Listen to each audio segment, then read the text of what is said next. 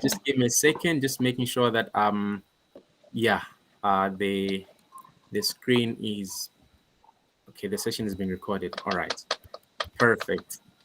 All right, thank you, Kuku. How are you feeling and how are you doing?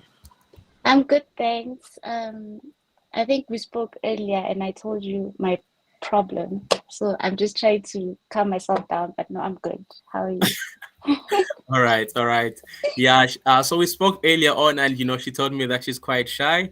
So yeah, please make yourself feel at home here, and yeah, these students are just excited to see you and just to learn more about you. And yeah, most of them they were asking um to find out about articles. So yeah, those are some of the things that we'll be talking about. But yeah, once again, thank you so much for choosing to be with us, and thank you so much for choosing to to speak to our students. No, it's an honor, really. And thank you for the pleasure of All having me. right. All right. So yeah, I just want to start with finding out what inspired to pursue the career that you're in as now a qualified CASA. I think it's very funny. A lot of people laugh at me when I tell them this, but I honestly didn't know that this is what I was getting into. Mm, I think my dad told me to, like, I need to study, and like it was one of the last things that me and my dad spoke about. mm, My mom issued an ultimatum because I took a gap year after my high school, and my mm. mom was like, I need you to go to school. If you're not going to school, you're leaving my house. So I remember just applying, just applying for like something like everything that I qualified for based on like, the APS score. Yeah. And accounting was one of them. So I applied to UP, I applied to UJ. UJ was quick to respond and they took me. So I was just like, okay, cool. Yeah. Just gonna go to school. So yeah, I think it was during all week, orientation week, where they showed us this flow chart. Like this is Yeah. where you are, and you're gonna have to study for 4 years, and then 3 years Oh, of articles, and then you're gonna be CA. And I'm like, what? What are these people talking about? So yeah, yeah. that's how I kind of unintentionally threw myself into this. But I'm glad. I'm honestly glad. I feel like it's a good mistake. Well, it's a good mistake that I made. Hmm. So yeah, I can't really say I pushed me because personally I didn't know of a CA. Like Hmm. I've never like only met CAs literally when I started varsity, when I Hmm. was in my articles, that's when I made like CAs, I got to understand it. But Hmm. honestly, I can't say what pushed me. I think it was just being afraid of being chased out of home, I guess, Hmm. that pushed Wow. me. Okay, Yeah. so yeah, I hope the mistake was worth it. And Yeah. yeah, you also did mention that you UJ was the first university to respond. And Yeah. so yeah, maybe just take us through your journey, from high school to doing your articles to yeah, now finally qualifying. Okay, so varsity for me was a very big jump. Hmm. I think most people underestimate the jump that is from like school to like varsity. I Hmm. was known as the smart kid. Like from primary, I would Hmm. take first stop, like top achiever and everything. Like I was always the Yes. smart kid. I got to high school, I think I used to average it like number six or whatever. Like I was always up there. Hmm. So then I think a lot happened towards the very end of my high school. Hmm. I lost my dad. Hmm. I was also facing like health issues myself. So when it came time for like varsity and when everyone was deciding, oh, I'm going to be a doctor, I'm going to be what, I was just blank. Like I just didn't know what I wanted to do. So hence I took the gap year. So Hmm. when I took the gap year and I went obviously for my undergrad, first year was easy. I think it was easy for me. So maths, I always loved maths until I got to varsity. Like maths right now is my biggest enemy. I hate maths. I don't want to see it. I think I struggled with maths, but I managed to get over it. Hmm. Second year, interesting because now you get to do like your core subjects, like it's very nice. Third year, I started going downhill. And I think for me, that was mostly because I had always depended on the fact that I'm smart. So I know I don't need to study. Oh, I studied this yesterday. I don't need to like delve deeper into it. And I think third year, that's when I had to refine my studying technique, refine like how I grasp things and all that stuff.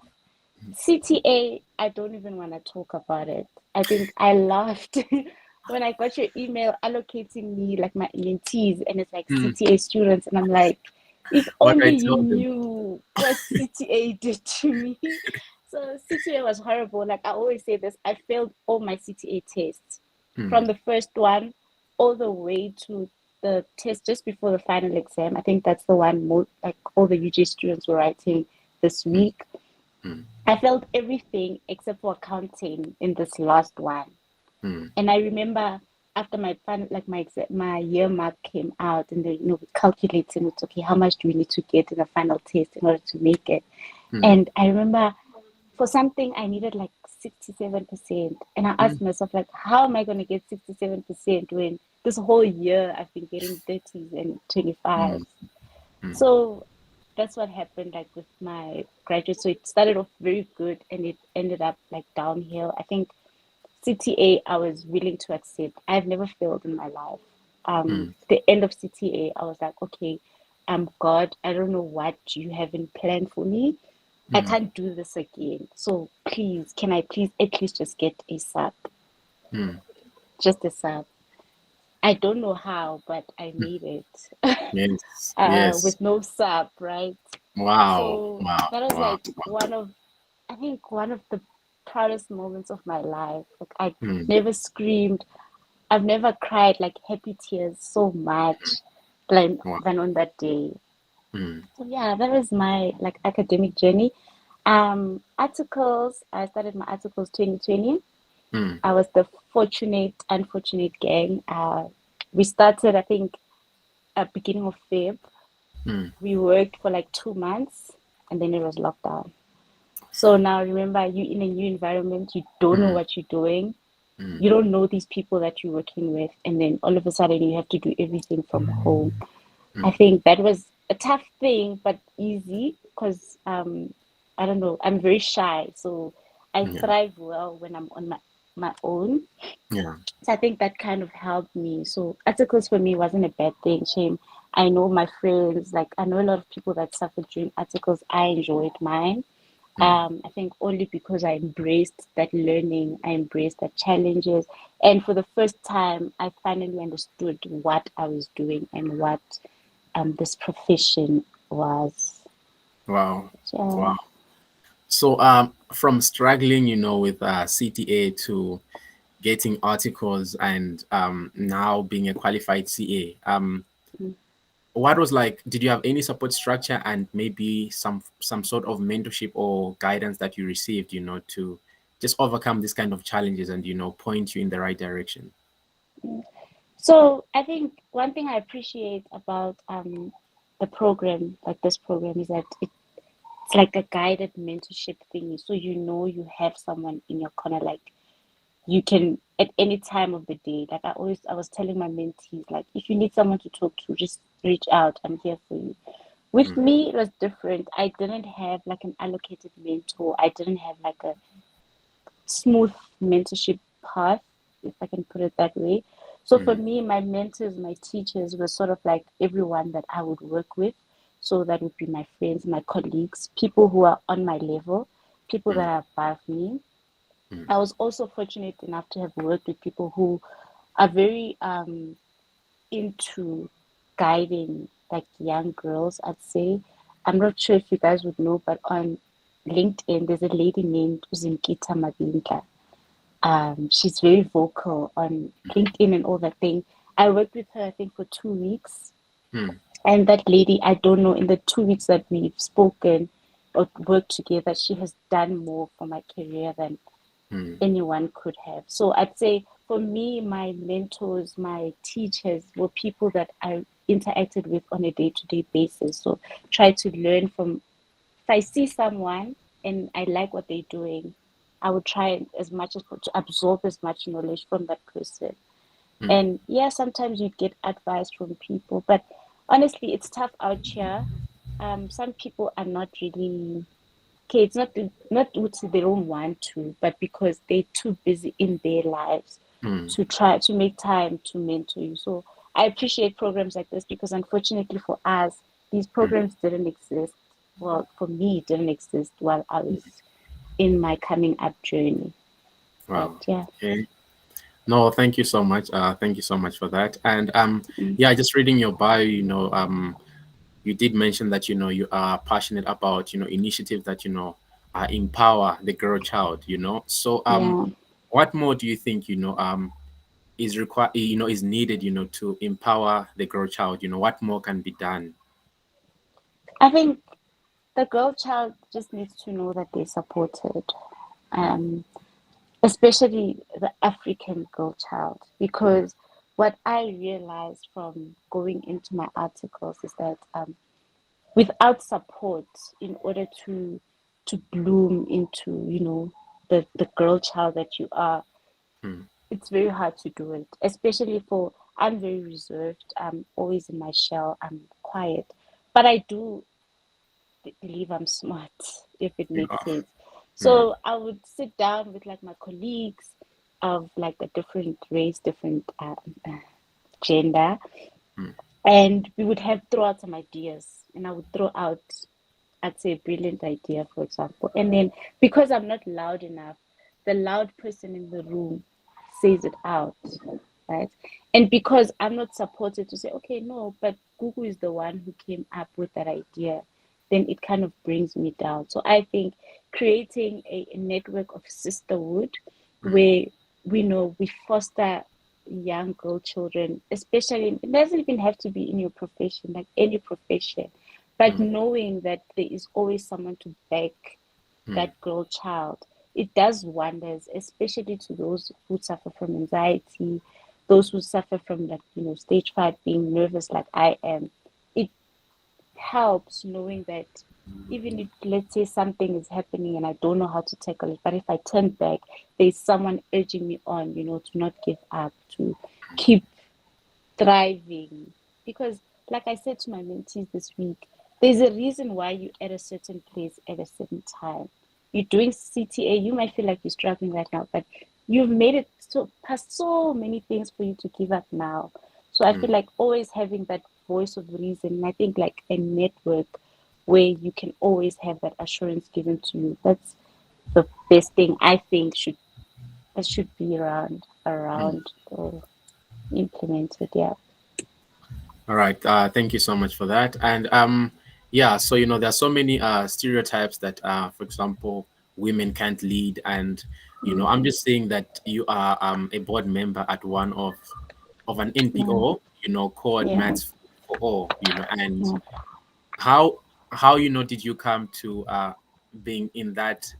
As you said, you are always in your shell, but now Yeah. you're not only breaking stereotypes, but you are actually leading, and you are a board member. How did that come about? So honestly, same way this came about. I think I was still in varsity when this guy, his name is Alton, he reached out to me and said, "Okay, listen, I'm thinking of starting an NPO. This is the initiative, whatever. We just need someone to help us with like the books and the financing part, accounting part of it." I was like, "Okay, cool. I'm in. Like, I don't have to do much. I don't have to speak. I don't have to do Mm, be in the face." So I think we started it, I was in second year, so that must have been 2018. But nothing much happened because we were all like busy with varsity and all that. He studied mathematics well. So we did nothing about it. It wasn't until 2021 where mm, everything started coming into fruition. We started having like tutoring sessions with mm, the schools, and yeah, I think I would make appearances here and there. I don't think much of the students there, they've never heard me speaking because, mm, like I said, so I'll just pop by and say hi. I'm good with one-on-one conversations, but not like in groups. So mm, yeah, I think it's leaning towards your strengths. I know I'm not a strong public speaker, but I mm, know I can make an impact in smaller groups, one-on-one groups. So yeah, that was just it. And yeah, it's growing. Recently we introduced an accounting, as the students also said, okay, it's not just maths that we're struggling with, but we also study with accounting. So we've recently included accounting lessons. Soon we're thinking of finding someone who can help us with physical sciences, because now we're trying to, broaden the horizon for them. But not only do we offer tutoring students, but we give them opportunities to speak to people in careers that they aspire to be in, because that stuff, like I said, I went to a township school, so I never experienced speaking to a CA until I was in varsity. I knew doctors because you get sick, you go to a doctor. But Yeah. you don't get there and speak to a doctor. Oh, how did you get to become a doctor? Do you understand? So we Yeah. create those type of environments, and I think I enjoy that type of work more than like doing actual work, because that's stuff that actually make impacts on people's lives. Wow. And Wow. Thank you so much for that. And you're welcome.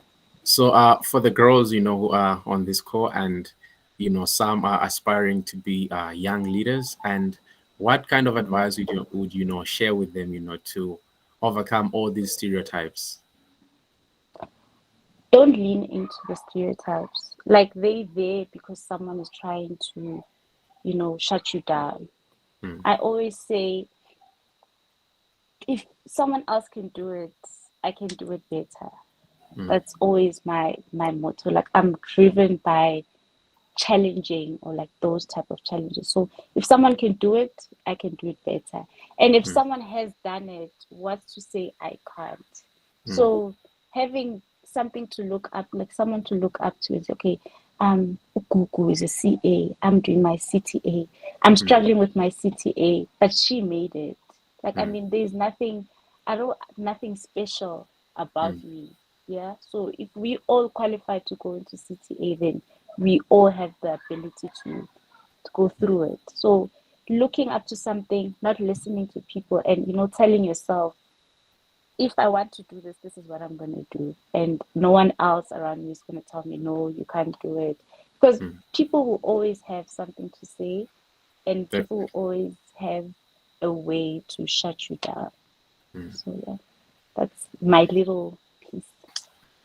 Thank you for the nuggets. And yeah, so my final question is yeah, you did mention that you came from a township school, and you had challenges, during your CTA, but now a qualified CA. You know, Yeah. now looking back, I need you to answer me two things, like what has been like the highlight of your career, and also like what would be the advice that you give to someone who's also willing to pursue the same career that you're on. Okay, so I think highlight of my career.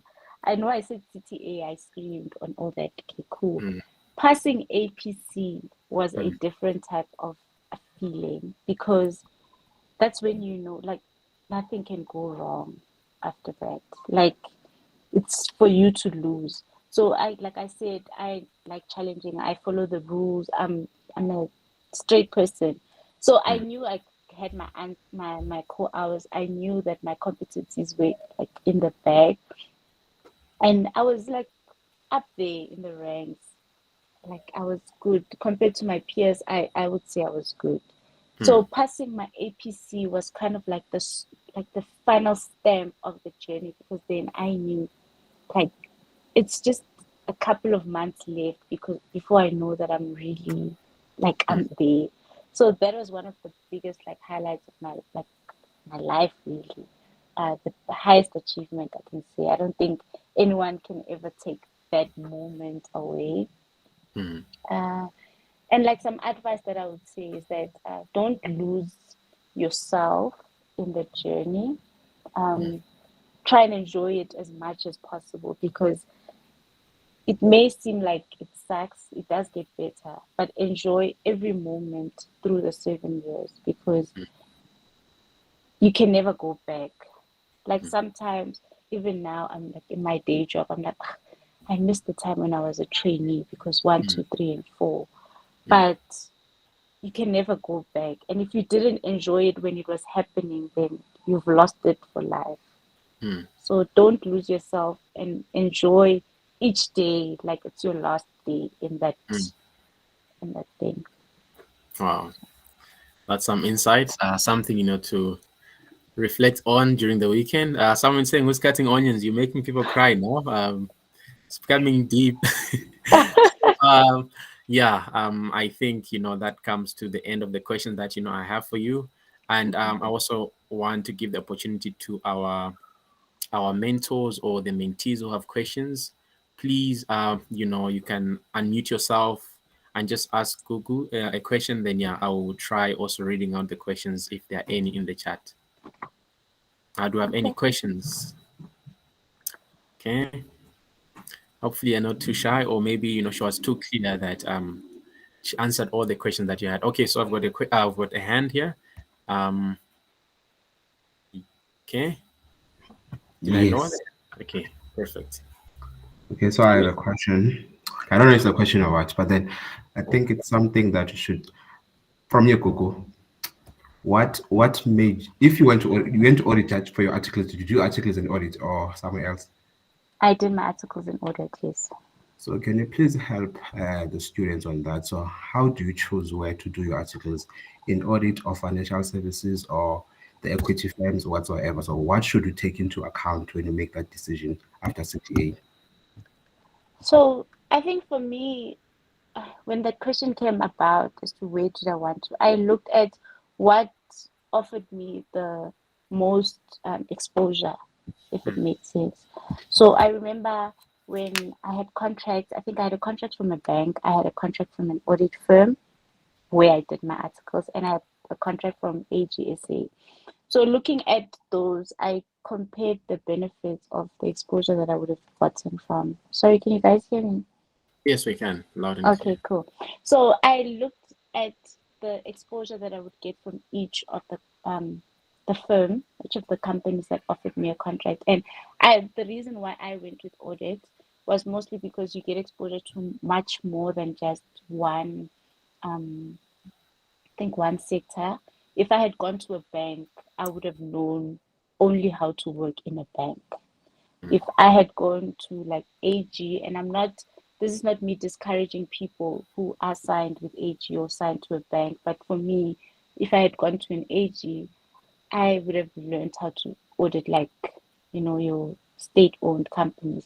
So I went with audit in an external like audit field because I wanted that experience of auditing different types of companies. And I think for me, I'm glad I went that way because from like it's like after leaving, because now I've left audit, I can see how that benefited me. So for me, that's how I made a decision. But each to their own. I think we all know where we want to be, and it's best to choose what's most fitted to you and where you see yourself. But those were kind of the questions that I was asking myself um, during that. And also, guys, Mina, I didn't know what I was gonna be doing in articles. I didn't know what the CA thing was, so I just said, no, let me just go because people told me like, oh, articles you get to like exposure to everything. So I was like, okay, no, let me just take that. I also didn't know, but I would say ask yourself like what type of exposure you want.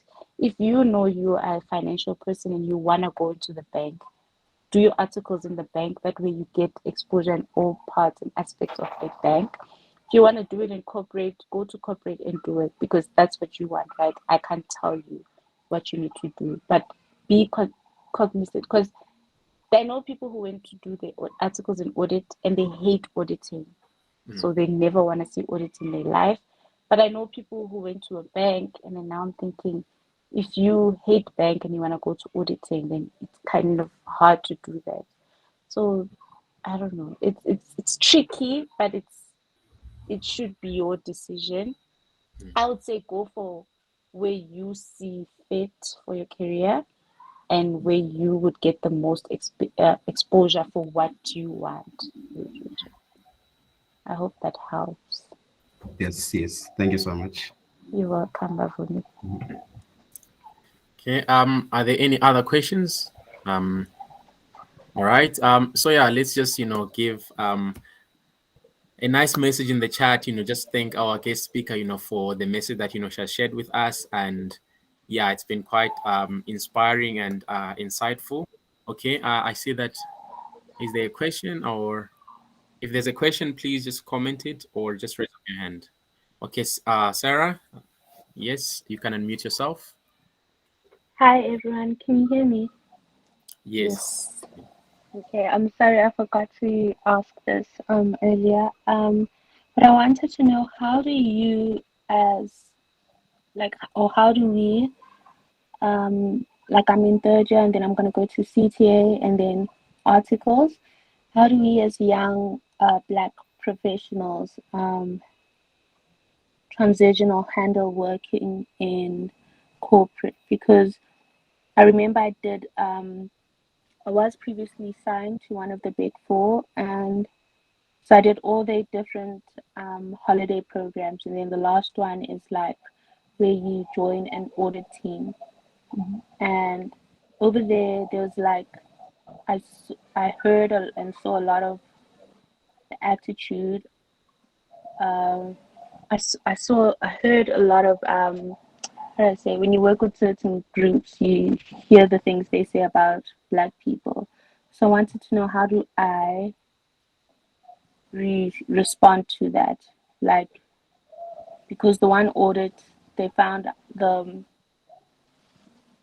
financial manager resigned, and then a new financial manager came. She just qualified as a CA, and she was the same age as the second year trainee.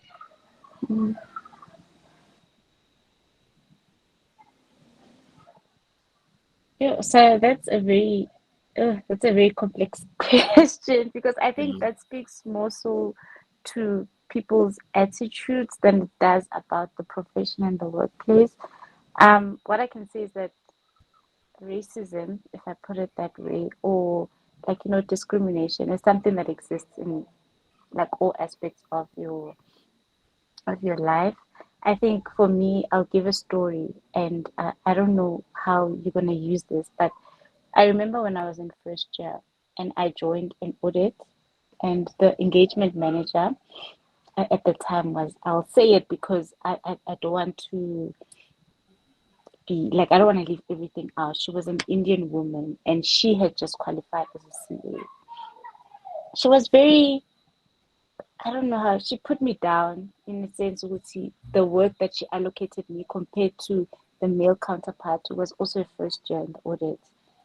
If you compare the work that I was allocated to what he was allocated, you'll see like there was a stark difference between the two.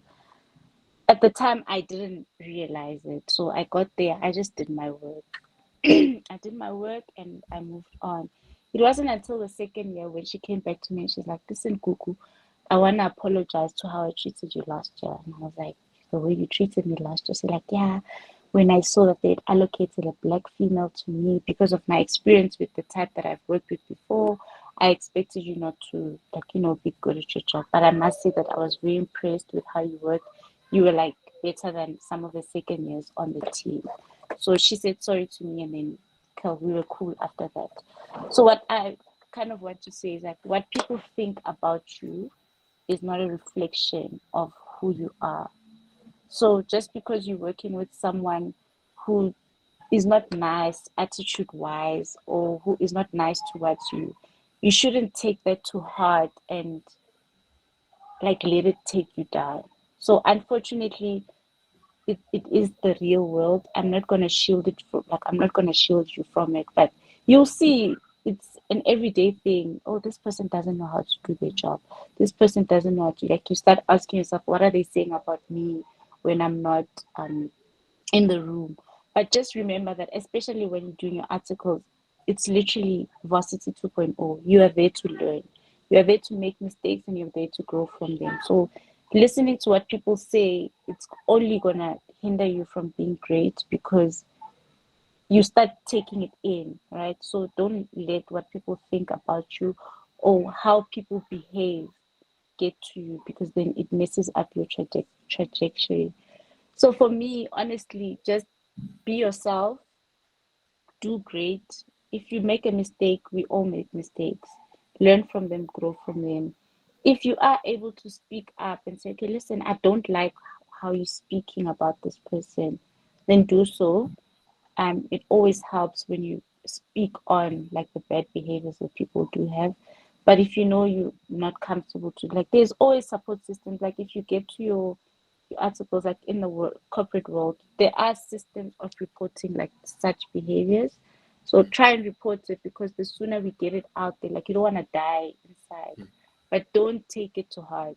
Like honestly, don't take it to heart, because then I'm telling you, if you do, you leave, you quit, you definitely stop, because everywhere you go, you always encounter those people. Like I'm out of the articles, I'm in a different country, like company, but I can see the thing. I went on secondment, different country. I could see those behaviors. So don't. Unfortunately, it's the realities of life. Thank you, Thank you. Gugu. I hope You're helps, welcome. Sarah.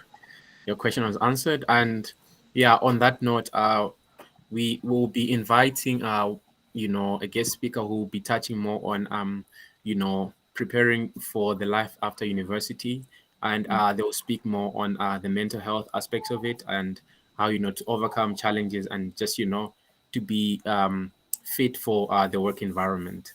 So yeah, are there any more questions? Okay. All right. So yeah, there's a comment saying that you're so relatable. Thank you. And yeah, once again, thank you so much to our guest speaker, and to our mentors. Thank you so much, for making the time. And to the mentees, thank you once again, for choosing to be part of this program. I hope, it's beneficial, and, you are learning a lot.